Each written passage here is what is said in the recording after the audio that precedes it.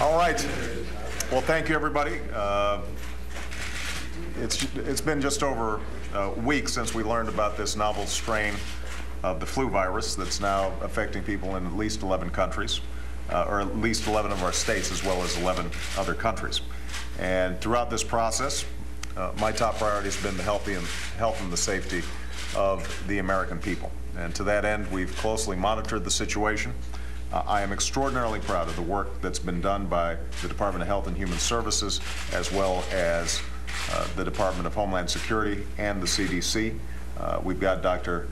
Richard Bessler here, as well as Janet Napolitano. They've been really leading the charge. We now brought in the cavalry with Secretary Sebelius.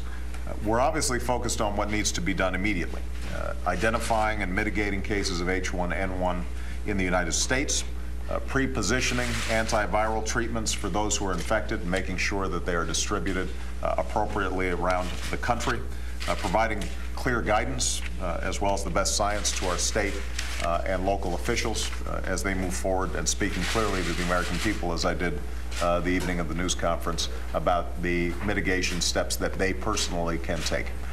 But we also need to prepare for the long term, since we know that these kinds of threats can emerge at any moment, even if it turns out that the H1N1 is relatively mild on the front end. It could come back in a more virulent form during the actual flu season, and that's why we are investing in our public health infrastructure. We've had discussions about the production of vaccines in anticipation of the flu season, and we've made sure that all our agencies here are coordinating, that they have appropriate action plans, that we, for example, are working with the Department of Education to provide clear guidelines for school closures, that we are working with the U.S.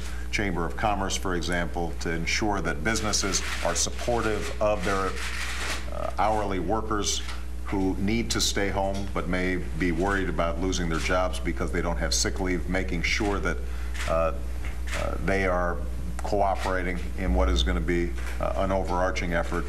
Discussions with our Secretary of State, as well as our Ambassador to the United Nations, about how we're going to respond to potential requests from other countries for assistance in dealing with this issue. Overall, I'm very pleased with the progress that we've made. I think that those who've been on top of this have done an extraordinary job. I'm optimistic that we're going to be able to manage this effectively, but we still have more work to do, and I'm glad I've got such a great team doing it. And I want to make clear to everybody, and the reason I brought this cabinet meeting together is that we are taking this very seriously, and we will take every single step that's necessary to make sure that the American people are safe. One last point I want to make, because this was actually raised during this meeting. Somebody asked, why is this different from other flu? We don't know for certain that this will end up being more severe than other seasonal flus that we have. And it's been noted, I think, before that you have over 36,000 people die on average every year from seasonal flus. You have 200,000 hospitalizations. It may turn out that H1N1 runs its course like ordinary flus, in which case we will have prepared and we won't need all these preparations.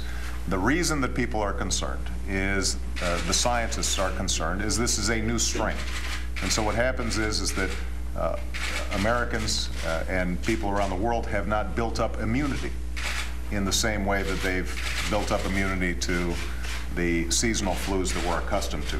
Those seasonal flus may change, mutate slightly from year to year, but they're all roughly in the same band. When you have a new strain, then potentially our immune systems can't deal with it as effectively. And there are indications that in Mexico, at least, what you saw were relatively young, healthy people die from these, from the H1N1, rather than people whose immune systems are already compromised, older individuals, very small infants, and so forth. So that's why we're taking it seriously. We have not yet seen those same kinds of fatalities here in the United States among young, healthy people with non-compromised immune systems, but we want to make sure that we're preparing appropriately. So I just want everybody to be clear that this is why this is a cause for concern, but not alarm. We are essentially ensuring that in the worst case scenario, we can manage this appropriately. Government working with businesses and individuals in the private sector end up containing an outbreak and that we can ultimately get through this. So thank you very much, everybody. Hope you guys have a great weekend. Thank you. Thank you, guys. Thank you. President Obama just now, after his first complete cabinet meeting with the confirmation of Governor Kathleen Sebelius to the Health and Human Services post, now reporting on the latest on swine flu and exactly what the government is doing. More important now in the aftermath of yesterday's verbal gaffe from the Vice President Joe Biden for the president to go back to trying to project the calm that he has been trying to generate through his news conference the other night. Today, we have a common task and a common challenge. Why can't we see that we are all in this together?